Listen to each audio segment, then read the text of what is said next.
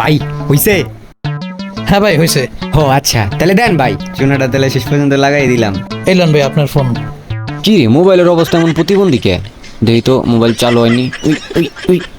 ভাই মোবাইল তো চালুই হয় না। ভাই চালু হইবে কেমনে? আপনি 500 টাকা ডিসপ্লে লাগাইবেন সপ্তাহে, আপনি কইলেন যে ভাই ডিসপ্লে একরকম হইলেই হয়েছে। এর লেগা ভাই এই ডিসপ্লে দিবেন, এটা তো চালুই হয় না ভাই। তো আমার কাছে ডিসপ্লে ছিল, পুরান ডিসপ্লে, ভাঙা ডিসপ্লে, তো আমি এটাই লাগাই দিছি। বুঝেন নাই, একটা নতুন ডিসপ্লে কিনতে গেলে তো ভাই আমাদের এই 1200-1300 টাকা পড়ে যায়। আপনাকে আমি কিভাবে 500 টাকা দিয়ে নতুন ডিসপ্লে দিব? আপনি যে কইলেন যে 800 টাকা ভালো ডিসপ্লে দিয়ে দিব, কি 800 টাকায় দিব? চলেন আপনার লগে যাবো আমি। কোন দোকানে আপনার কইছে? আরে ভাই আমি মনের ভুলে কয়ে লাইছিলাম যে 800 টাকা, বুঝছেন? পরে আমি যে আপনার দোকান থেকে বাইরে হলাম না, হ্যাঁ। তারপরে মনে পড়লো যে হ্যাঁ আমার 2000 টাকা কইছিল, কিন্তু আপনার আমি 800 টাকা কয়ে দিছি ভুলে।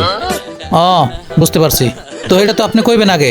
যাই হোক, এখন ভাই নতুন ডিসপ্লে নিতে গেলে 1500 টাকায় পড়বো। এর কমে আর পারবো না। এখন কেটে নেবেন নাকি নতুন ডিসপ্লে নেবেন? আচ্ছা ভাই ঠিক আছে, লাগা দেন, আমি ভুলে মিথ্যা কথা কয়ে লাইছিলাম, বুঝছেন, মনের ভুলে। এখন যাই হোক, এই ধরনের ভুল টোলা করেন না। আর হবে না ভাই, আর ভুল হবে না। তাহলে ঠিক আছে, আমি ডিসপ্লে লাগাই রাখুন, কালকে এসে নিয়ে যান, বিকেলে আইসেন। ঠিক আছে ভাই, তাহলে আসি। ওই দোকানে 2000 টাকা বলেছিল, কিন্তু 1500 টাকা বাঁচানোর জন্য শেষমেশ পোদ মারা খেয়ে গেলাম বাড়া। এটা কোনো কাজ হলো বলো তো? আর ভিডিওটি ভালো লাগলে অবশ্যই লাইক কমেন্ট শেয়ার করে পাশে থাকবেন। আর না হয় যে কোনো দিন আপনাদেরকেও পোদ মারা দিয়ে দিতে পারি। ধন্যবাদ।